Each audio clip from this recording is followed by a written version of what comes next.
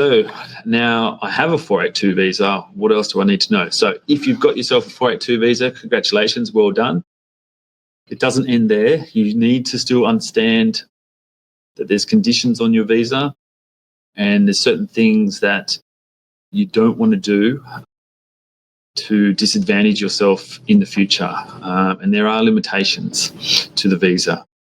Most of the responsibilities are placed on the employer. So the employer has obligations under the SBS that they hold to ensure that they do certain things correctly, that they must employ you in line with your employment contract and those types of things. So the condition on your visa says that you can only work for your employer during the period that your visa has been granted. So you can't start work for them beforehand and you can't work for them after your visa has expired. You can only work for the employer who's sponsored you. Work is not permitted for other entities unless those entities are associated entities. And associated entities are defined by the Corporations Act. They might be associated entities by shareholders or by directors. But your employer can't say, oh, go work for my mate down the street for a while. He's got a couple of jobs for you. That's illegal. You must continue to work in the occupation, performing the duties that were specified in the nomination. So again, if you were employed as a plumber, for example, on a 482, then they can't put you on a building site and tell you to go and do the job of a carpenter. You've got to do the duties that were designated in your nomination and in your employment contract. You are entitled to annual leave and public holidays just the same as every other Australian employee. You're entitled to superannuation and those types of things as well.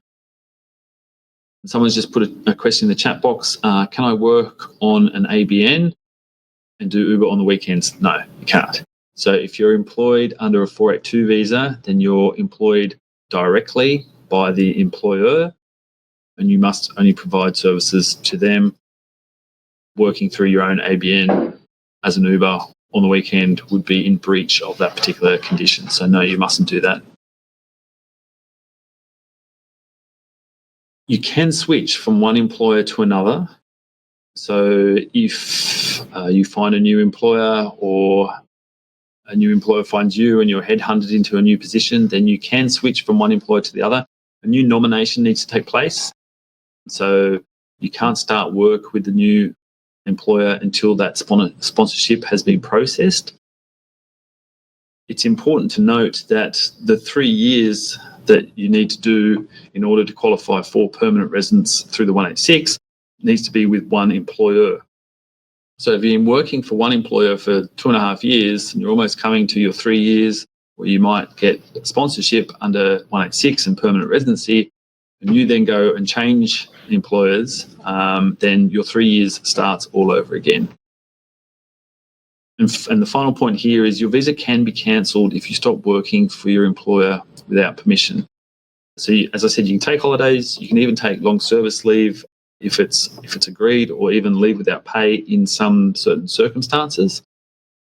But if you resign, for example, and you just want to go and sit on the beach for a while, then your visa can be cancelled because your visa is tied to your employer and to the job that you were sponsored to do.